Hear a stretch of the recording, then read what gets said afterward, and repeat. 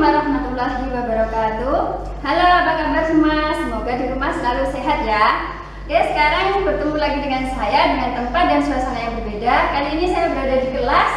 Di sini adalah tempat kalian belajar dan menuntut ilmu. Oke, kali ini saya akan membahas tentang konsep pendapatan nasional.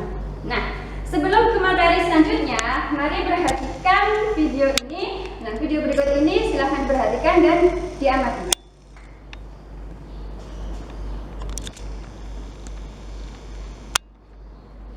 Bukan hanya upaya untuk menggenjot laju pertumbuhan saja yang perlu dioptimalkan pemerintah, program-program pemerataan juga masih perlu terus dilakukan karena Pulau Jawa lagi-lagi masih mendominasi pertumbuhan sepanjang 2017 dengan kontribusi hingga 58%. Sepanjang tahun 2017, struktur perekonomian Indonesia didominasi oleh 3 lapangan usaha utama. Industri pengolahan mendominasi dengan 20,16%, disusul pertanian, kehutanan, dan perikanan dengan 13,14%, serta perdagangan besar eceran dan reparasi mobil sepeda motor dengan 13,01%. Industri pengolahan berkontribusi 0,91% dari total pertumbuhan tahun lalu. Disusul konstruksi dengan 0,67%, perdagangan 0,59%, dan pertanian 0,49%. Pertumbuhan tertinggi dicatatkan oleh lapangan usaha informasi dan komunikasi yang naik 9,81%. Transportasi dan pergudangan menyusul dengan 8,49% dan jasa perusahaan 8,44%. Sementara itu, struktur PDB menurut pengeluaran masih ditopang komponen pengeluaran konsumsi rumah tangga meski ada pelambatan pertumbuhan tahun lalu. Pembentukan modal tetap bruto atau investasi menjadi pilar penopang terbesar kedua, disusul ekspor neto. Secara spasial, Pulau Jawa masih mendominasi pertumbuhan dengan kontribusi 58,49%. Oke anak-anak, sehubungan dengan video tersebut, apa yang ada dalam benak kalian berhubungan dengan pendapatan nasional? Silakan dijawab dalam 2 detik. Wow.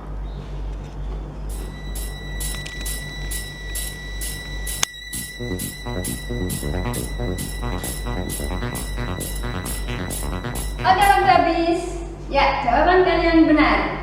100 untuk kalian. Ya. Sekarang kita ulangi lagi video tadi. Industri pengolahan berkontribusi 0,91% dari total pertumbuhan tahun lalu. Disusul konstruksi dengan 0,67%, perdagangan 0,59%, dan pertanian 0,49%. Pertumbuhan tertinggi dicatatkan oleh lapangan usaha informasi dan komunikasi yang naik 9,81%. Transportasi dan pergudangan menyusul dengan 8,49% dan jasa perusahaan 8,44%. Ya, dari video tadi sudah terlihat di dalamnya terdapat beberapa sektor usaha, antara lain adalah industri perdagangan, pengolahan, konstruksi, pertanian, komunikasi, listrik, dan lain sebagainya. Nah, apa sih hubungannya dengan pendapatan nasional?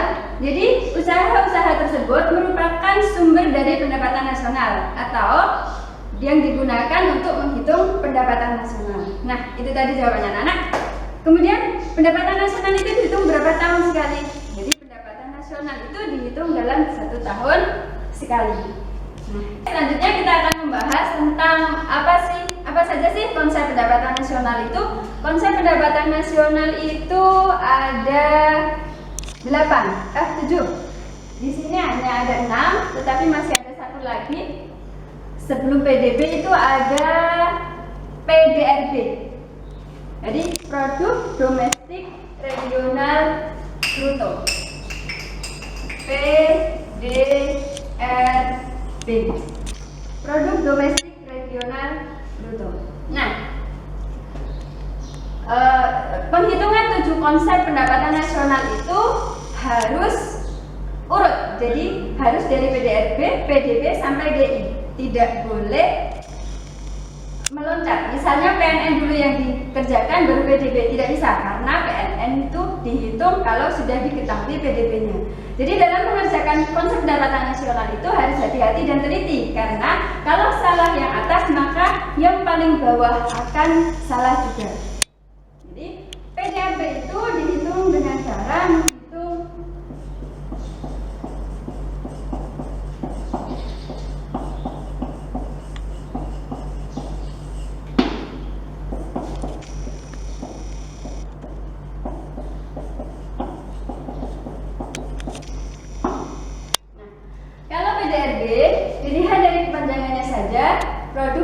domestik regional bruto berarti yang dihitung hanya dalam satu wilayah. Misalnya PDRB Jawa Timur, berarti pendapatan WNA maupun WNI yang ada di Jawa Timur, atau PDRB Jawa Tengah, atau PDRB Sulawesi Selatan. Nah, itulah yang disebut dengan PDRB, hanya dalam satu wilayah atau satu kawasan.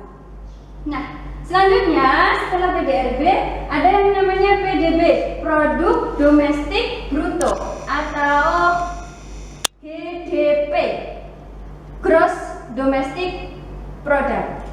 Nah, rumusnya adalah ini sebagai berikut.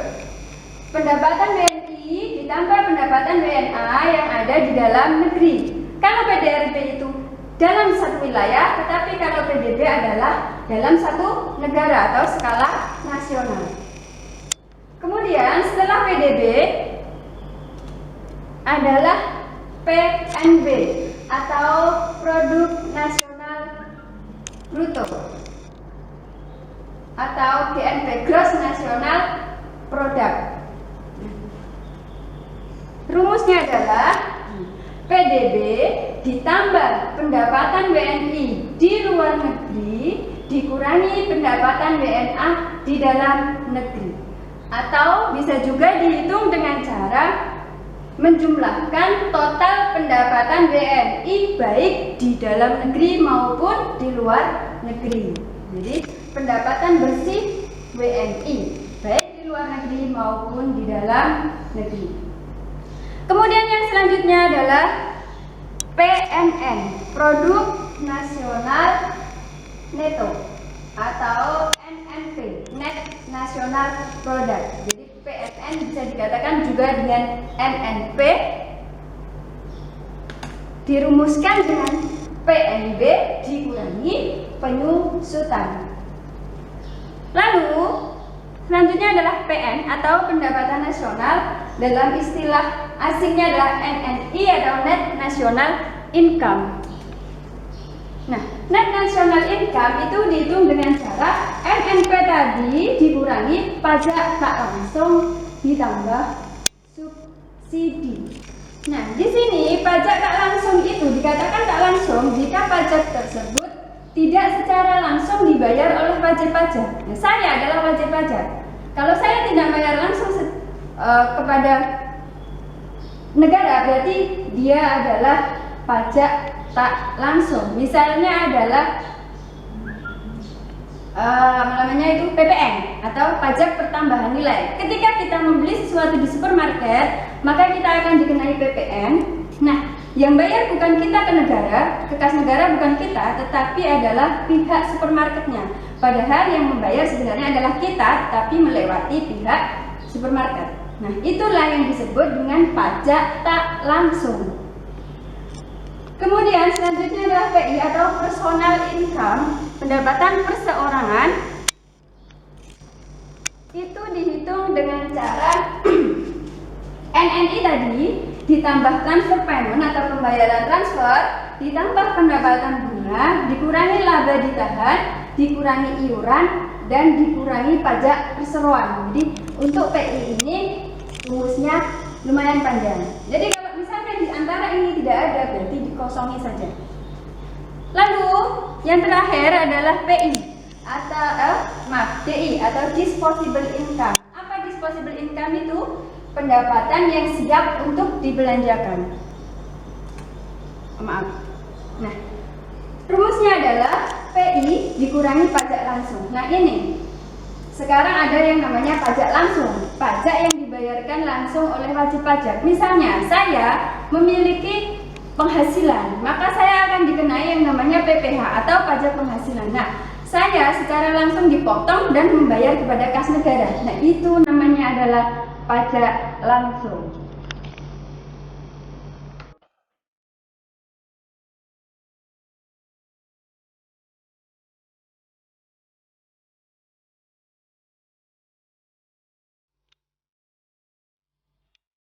Nah, selanjutnya adalah kita coba untuk mengerjakan contoh soal berikut ini. Jadi di sini sudah disajikan data pendapatan pendapatan WNI dan WNA di dalam negeri, pendapatan WNI di luar negeri. Nah, yang di dalam negeri sudah ada wilayahnya, Sumatera, Jawa Timur, Sulawesi, Jawa Tengah, dan provinsi lain, dianggap seperti itu ya. Lalu ada pendapatan WNI di luar negeri, kebetulan contohnya saya ambilkan 3 saja, Kamboja, Laos, dan Vietnam. Nanti kalau saya ambilkan semua negara, ada 196 negara, nanti tembok ini akan habis gitu ya. Oke? Kemudian ada penyusutan, pajak langsung, subsidi, pajak penjualan, PPN, transfer payment, laba ditahan, iuran, dan subsidi. Nah, di sini diminta 7 konsep pendapatan nasional tadi ya, diminta untuk menghitung PDRB, PDB, PNB, MNP, NNI, PI, dan DI. Nah, kita akan mencoba menjawab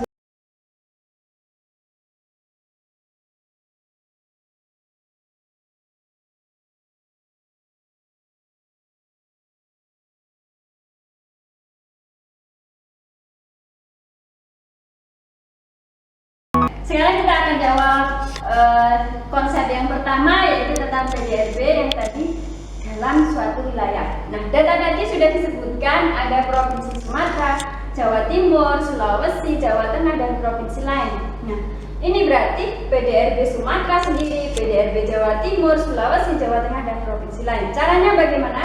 Dengan menjumlahkan pendapatan BNA dan pendapatan BNI yang ada di Sumatera. Kita jumlahkan 800.000 ditambah 180.000 berarti ada 980.000. Nah, ini PDRB-nya Sumatera.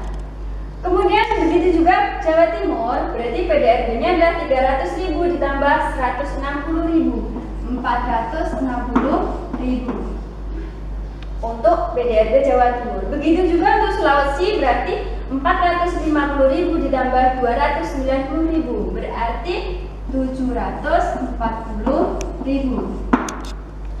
Lalu Jawa Tengah 520.000 ditambah 320.000 berarti 840.000. Sedangkan untuk provinsi lain ada 3 juta.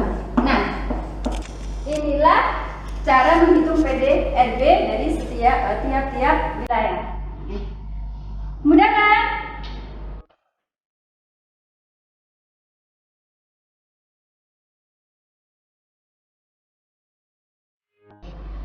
Oke, sekarang konsep yang kedua yaitu tentang PDB. Dari rumusnya saja adalah pendapatan WNA ditambah pendapatan WNI yang ada di dalam negeri. Nah, dari jawaban yang nomor 1 tentang PDRB tadi bisa diambil jumlahnya, total pendapatan WNA senilai 4.070.000 ditambah pendapatan BNI senilai 1.950.000. Jadi jika ditotalkan nilainya adalah 6.020.000 atau 6.020.000. Nah, ini adalah jawabannya untuk PDB. Selanjutnya adalah konsep yang ketiga yaitu PNB. Itu bisa dihitung dengan cara PDB ditambah pendapatan WNI di luar negeri dikurangi pendapatan WNA di dalam negeri. Nah, sekarang kita hitung. Tadi PDB-nya adalah 6.020 ditambah yang tadi ada data tentang pendapatan BNI yang ada di luar negeri yaitu Vietnam, Kamboja, dan Laos. Itu jika totalnya adalah 6.500.000. Kemudian dikurangi pendapatan BNA yang ada di dalam negeri yaitu ini 4.070.000. Hasilnya adalah 8.450.000. Nah, ini hasil dari PNB. Jadi yang atas harus benar, yang bawah pasti benar.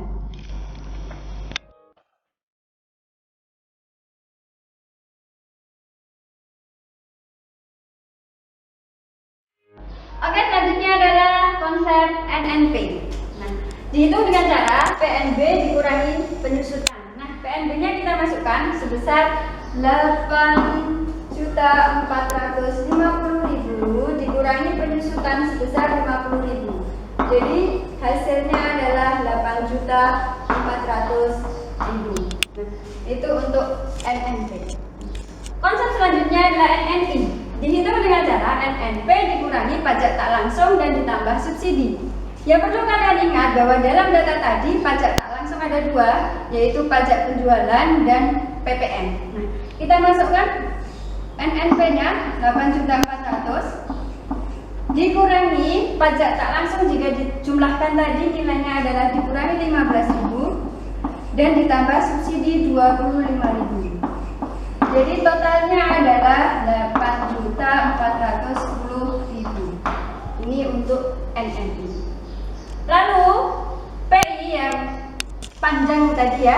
Jadi NNI masukkan 8.410.000 ditambah transfer payment-nya adalah 8.000, kemudian dikurangi 6.000. Karena pendapatan bunganya tadi di data tidak ada, berarti tidak usah dimasukkan, dianggap 0. Lalu dikurangi iuran senilai 4.000. Pajak perseroannya juga tidak ada, jadi tidak usah dihitung.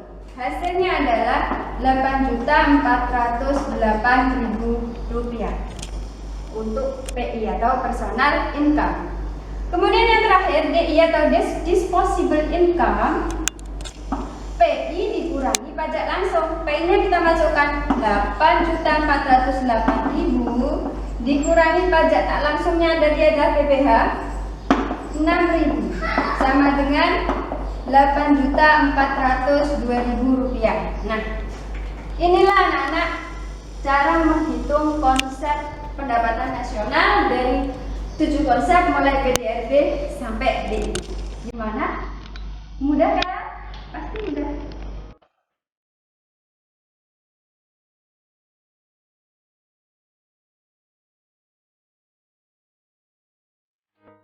Oke anak-anak, itu tadi adalah materi tentang konsep pendapatan nasional. Untuk materi selanjutnya adalah metode perhitungan pendapatan nasional. Ini dia, seperti ini. Nanti kita akan bertemu lagi dengan saya besok lagi dengan suasana dan tempat yang berbeda dan pasti juga kostum yang berbeda. Dadah, assalamualaikum warahmatullahi